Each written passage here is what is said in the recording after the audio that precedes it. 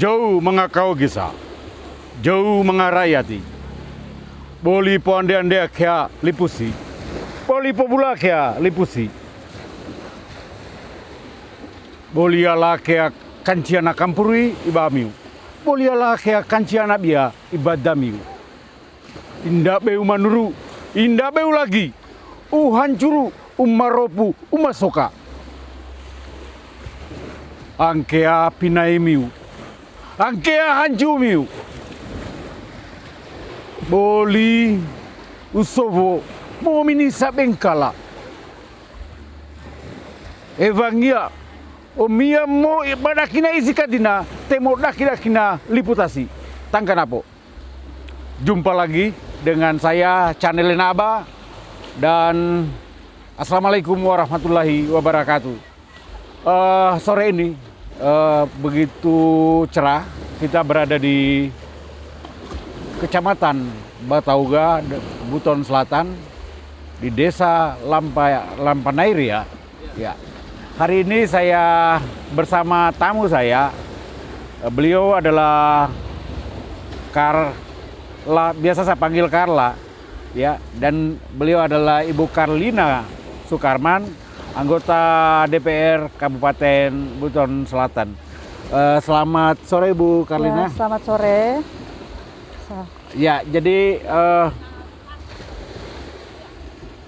suasana di Desa Lampanairi ini cukup cerah, Bu. Iya. Dan Ibu begitu juga dengan Ibu hari ini cerah sekali dengan pakaian merah dan kombinasi warna putih. Kentara sekali kalau Ibu dari salah satu partai politik yang mana partai tersebut disebut Partai PDI atau Partai Demokrasi Indonesia Perjuangan. Ya. Jadi Ibu sudah berapa lama di PDIP? Di PDIP. Saya masuk di PDIP sebelumnya. Assalamualaikum warahmatullahi wabarakatuh. Ya. Saya masuk di PDIP itu semenjak dari 2018.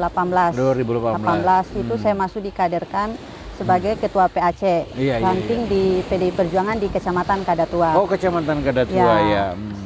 Habis setelah dari ranting saya dicalekan untuk sebagai kandidat caleg DPR di Buton Selatan Dapil 1. Dapil 1 itu masuk Kadatua ya, Bu ya? Kadatua Batauga. Iya. Ya. Di situ ya saya sudah calon, jadi alhamdulillah saat ini saya sudah duduk di legislatif. Ya. Jadi kurang lebih sudah 2 tahun ya? Dari 2018. 2018, sekarang 2020, hampir 3 tahun sudah duduk di sebagai legislator kita di Kabupaten Buton Selatan. Dan saat ini memang kita lihat ada perkembangan Kabupaten Selatan cukup ya boleh dikata cukup pesat. Tapi yang ingin kami bahas dengan Ibu hari ini, karena saya lihat beberapa bulan terakhir ini Ibu kayaknya fokus sekali masuk ke desa-desa. Sebenarnya ada maksud apa Ibu bahwa di setiap kali pertemuan kadang-kadang saya lihat Ibu ada di desa, suatu desa yang kemudian koja-koja dengan masyarakat desa. Sebenarnya ada keinginan apa Ibu untuk ke depan sebenarnya? Sebenarnya saya itu tujuannya ketika saya masuk di desa-desa yang ingin saya kembangkan itu sebenarnya kayak di Buton Selatan ini kita punya potensi dari pariwisata. Oh, luar biasa. Pariwisata dan kelautan. Tapi mungkin di sini kita lebih menonjol di bidang pariwisata karena kita kaya akan wisata. Mungkin seperti itu. Oh iya, baik. Oh, Ibu Carlina ini luar biasa ya. Jadi ternyata beliau masuk ke desa-desa ini ada potensi yang dilihat oleh beliau bahwa Busel ini sebenarnya berpotensi untuk menjadi sebuah daerah wisata.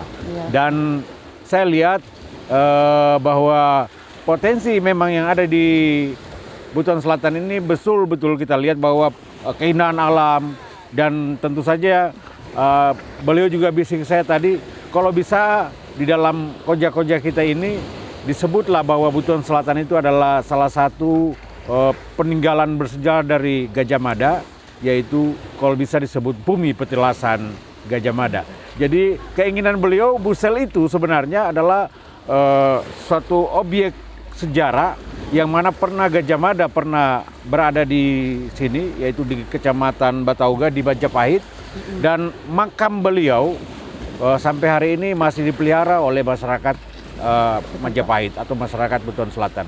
Moga-moga saja ini bisa menjadi sebuah fenomena bahwa Buton Selatan adalah merupakan sebuah wilayah yang mana Gajah Mada pernah mampir dan atau wafat atau moksa di Buton Selatan. Lebih lanjut Ibu Karlina, bahwa tadi Ibu sudah menyampaikan bahwa Busel ini sangat punya potensial untuk menjadi sebuah daerah wisata. Sebenarnya apa keinginan selanjutnya? Apakah dengan tren hari ini bahwa desa wisata itu yang menjadi tren pemerintah hari ini, apakah Ibu ingin membuat sebuah desa wisata di Buton Selatan?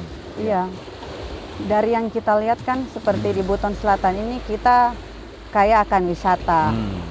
Di sini Buton Selatan mempunyai wisata yang diberikan keindahan dari wisata alam. Iya, wisata kayak spiritual yang seperti tadi, mungkin wisata budaya. Wisata budaya yang tadinya di salah satu desa Kelurahan Majapahit, yang mungkin di situ ada peninggalan leluhur budaya yang dimana ada masjid tertua. Oh, ada masjid tertua ya. Di kalau nggak salah di Wawangi ya, Bu ya? Oh iya, di Wawangi ya. Wawangi, ya, benar-benar. Terus maksudnya kalau di wisata buatan itu mungkin banyak potensi-potensi yang bisa kita buat, salah satunya kayak di Kadatua. Iya, di sana kan kita sudah ada wisata alam seperti pantai. Mungkin tinggal ditambah dengan bagaimana cara wisata buatannya itu, seperti perumahan itu dibuat seperti homestay yang sehingga para wisatawan dari luar itu bisa datang tinggal lama di sana, sehingga maksudnya bisa meningkatkan PAD dan kesejahteraan masyarakat khususnya di desa tersebut. Oh, luar biasa sekali pemikiran Ibu ini. Saya kira bahwa Ibu punya potensi sekali untuk kemudian mengumpulkan para kepala desa ini. Tapi sebelumnya, apakah ini pemerintah, Ibu kan sebagai legislatif, tentu yang menjadi pengeksekusi daripada desa wisata itu sendiri adalah pemerintah, dalam hal ini Bupati. Apakah nanti Ibu akan coba berkolaborasi dengan pemerintah eksekutif untuk bagaimana kemudian desa wisata ini terbentuk di Kabupaten Buton Selatan? Tentunya, pastinya dalam mengembangkan wisata itu kita harus berkolaborasi dari tingkat desa, pemerintah dan bupati. Karena biar bagaimana bupatilah yang akan bagaimana menggenjot wisata-wisata yang ada di daerah-daerah di Buton Selatan. Jadi pastinya akan berkolaborasi dengan pemerintah. Apalagi saya sekarang kan sudah duduk di DPRD, karena kita mitra yang sejajar. Jadi kita harus bagaimana menyatukan, menyamakan tujuan kita untuk bagaimana pengembangan daerah tersebut. Iya. Luar biasa ya. Kita sekarang ini berada di Pantai Jodo, tapi mudah-mudahan kita tidak berjodoh ya, Bu. Karena kalau berjodoh agak aneh, karena saya sudah beruban, sudah umuran, dan Ibu Karlina ini adalah anggota legislatif muda yang sangat potensial untuk menjadi pimpinan masa depan. Mudah-mudahan saja apa yang Ibu ceritakan, terutama untuk desa wisata itu bisa terlaksana dengan baik. Amin. Kita saat ini ada di Desa Lampanairi, yang digadang-gadang akan menjadi salah satu desa wisata ke depan, Bu. Di sini banyak potensi alamnya. Saya lihat Pantai Jodonya, kemudian ada benteng. Itu mungkin mudah-mudahan saja Ibu bisa memberikan motivasi kepada desanya, sehingga kemudian saya juga ada. Tadi saya ketemu sama Kepala Desa Lampanairi, Pak Sarif namanya. Apakah beliau bisa bergabung sama kita untuk sekedar perkenalan barangkali?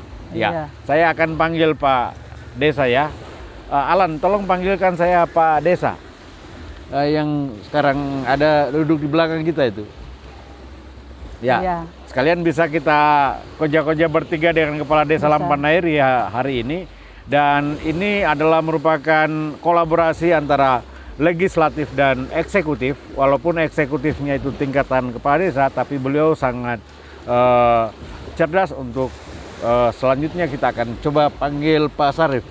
Pak Sarif, Mari gabung. Ya, sorry ya, memang koja-koja itu kita santai aja, nggak perlu formal, karena kita memang dari sananya seperti itu. Kita ingin bahwa kegiatan-kegiatan yang sifatnya serius kadang-kadang itu tidak menghasilkan apa-apa. Oleh karenanya, saya coba panggil kepala desa yang cukup memberikan kita penjelasan tentang Desa Lampanairi, ya. Dan saya kira saya akan, ya Pak Desa, saya sudah buat ini, makanya Pak Desa di sini, ya, ya. Assalamualaikum Pak Desa. Waalaikumsalam. Nah, beliau adalah kepala Desa Lampanairi, yang nama beliau Pak Sarif, Pak ya? Laude Sarif. Minta maaf Pak Sarif, jadi ini tolong kita pakai supaya ya. Pak Sarif ini adalah kepala Desa Lampanairi yang hari ini desanya digadang-gadang sebagai desa wisata, karena memang potensi-potensi wisata yang ada di Desa Lampanairi ini cukup banyak, dan tentunya bukan hanya kemudian kepala desanya, tapi desa wisata itu harus berbasis masyarakat tentunya, dan harus berkelanjutan dan berkesinambungan. Oleh karenanya saya ingin coba sapa Pak Sarif, bagaimana persiapan Desa Lampanairi jika kemudian dari pemerintah maupun Ibu Karlina yang dari legislatif menginginkan bahwa Busel ini butuh banyak desa wisata. Nah, bagaimana persiapan Desa Lampanairi sendiri?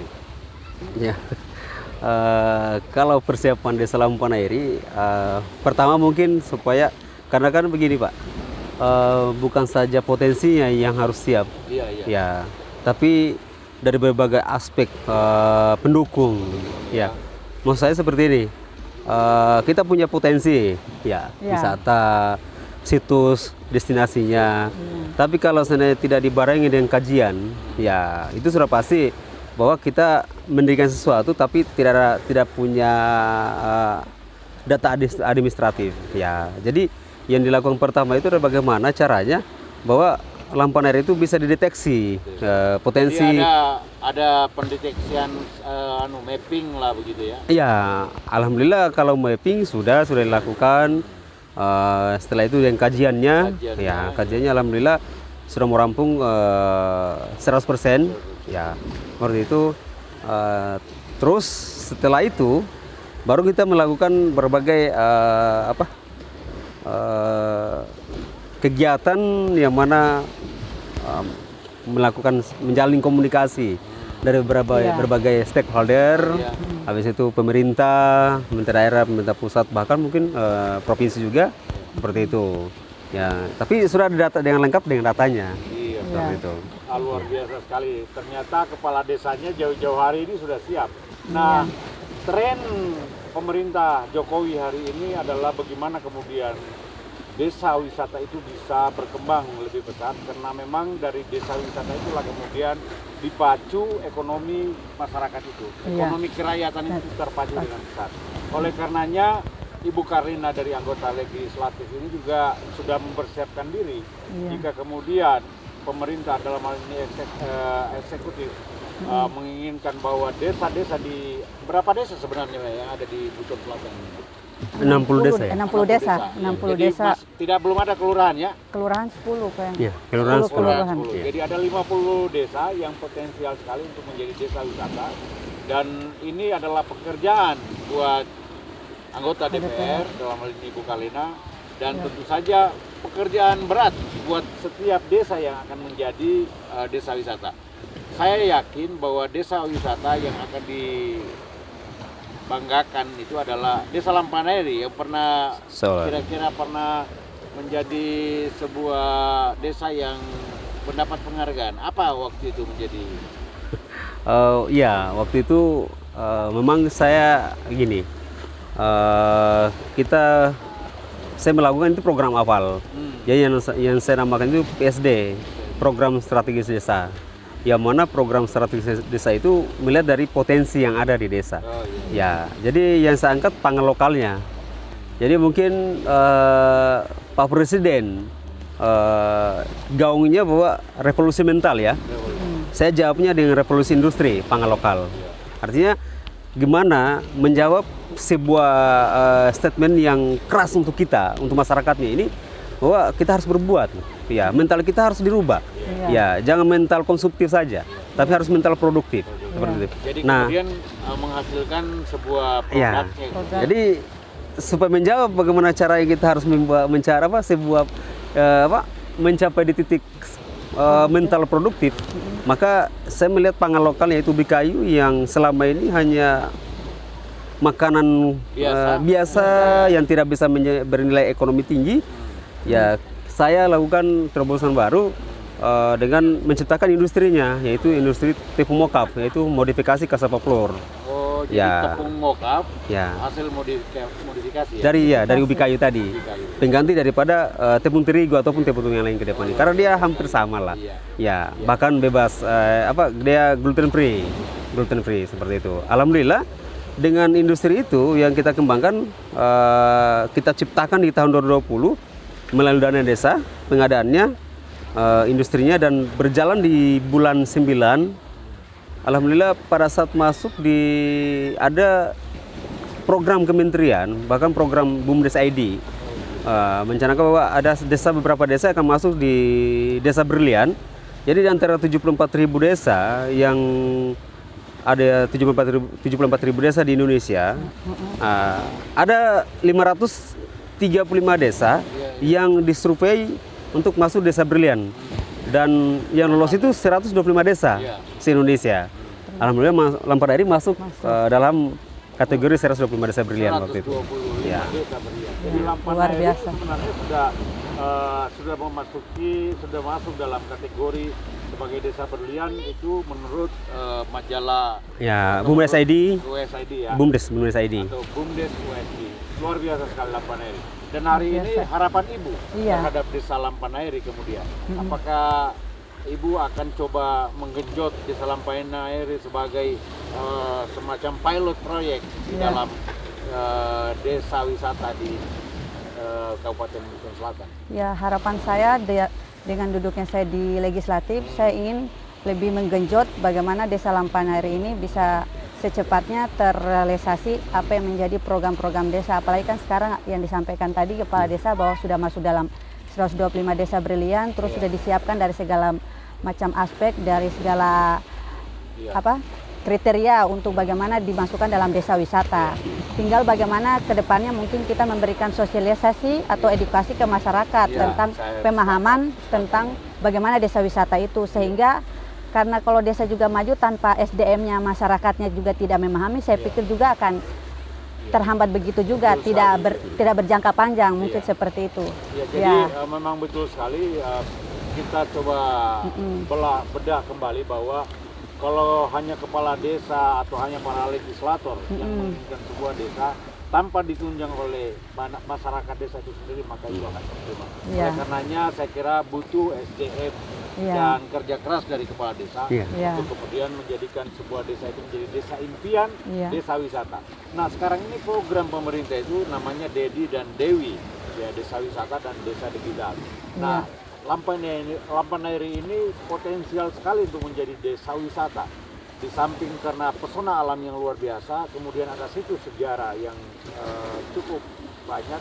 Di samping itu banyak cerita yang sebagai cerita ini adalah merupakan pustaka dunia yang kemudian bisa menjadi magnet daripada para wisatawan.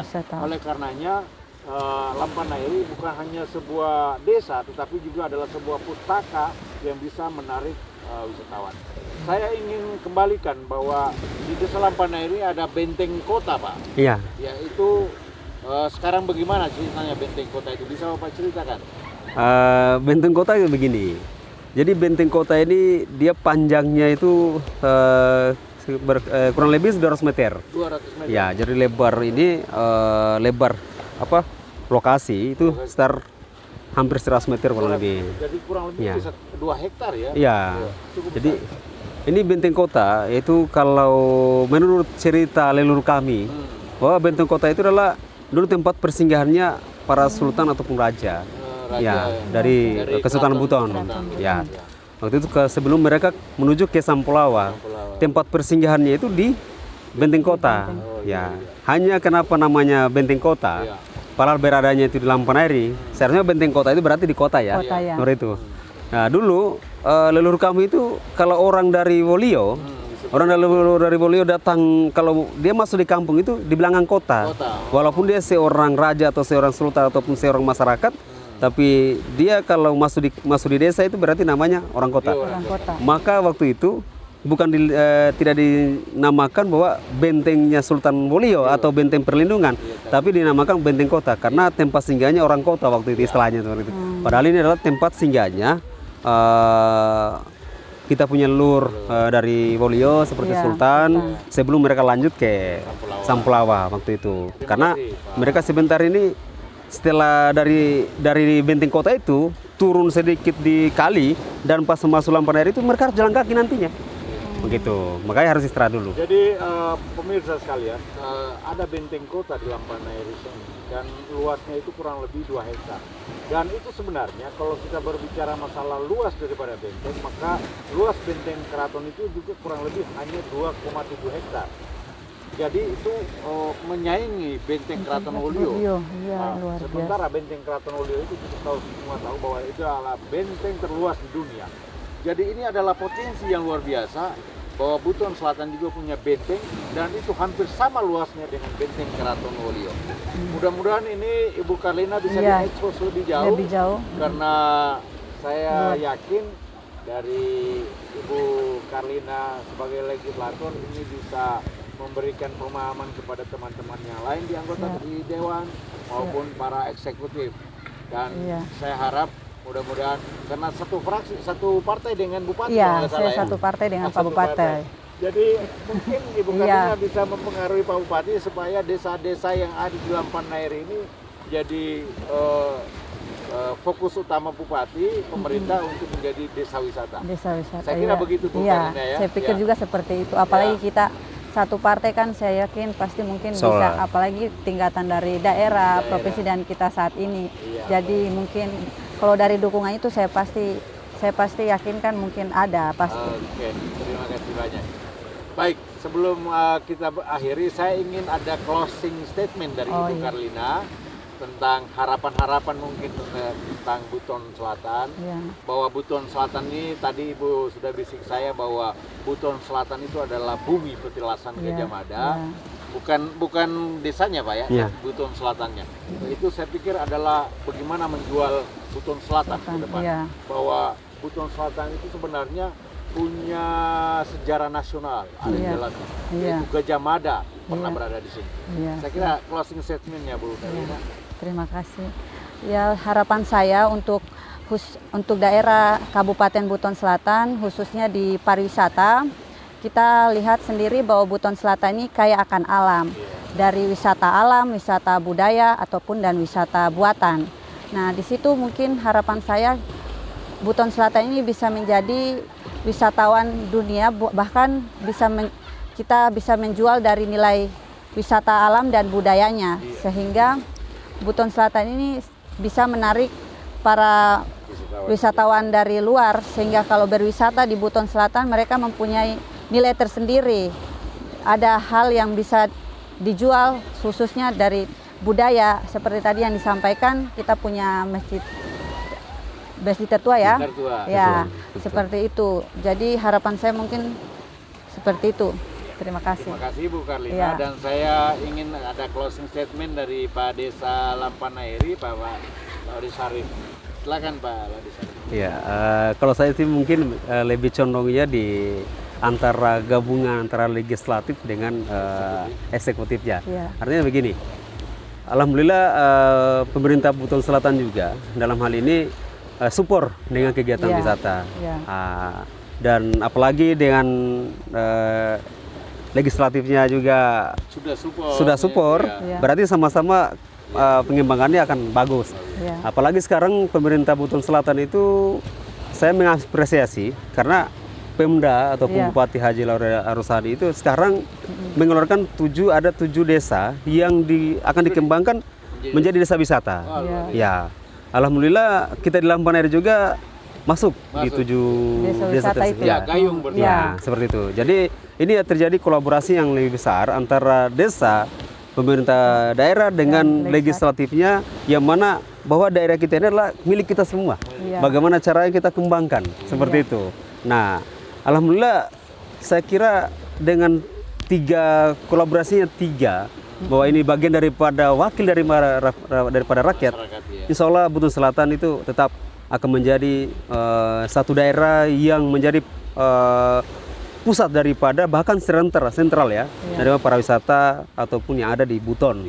Ya Kepton ya, minimal lah Kepton lah. Kita bukan bicara mengenai provinsi mungkin agak jauh ya. Tapi minimal Kepton kita menjadi pusat atau sentral daripada pariwisata Kepton.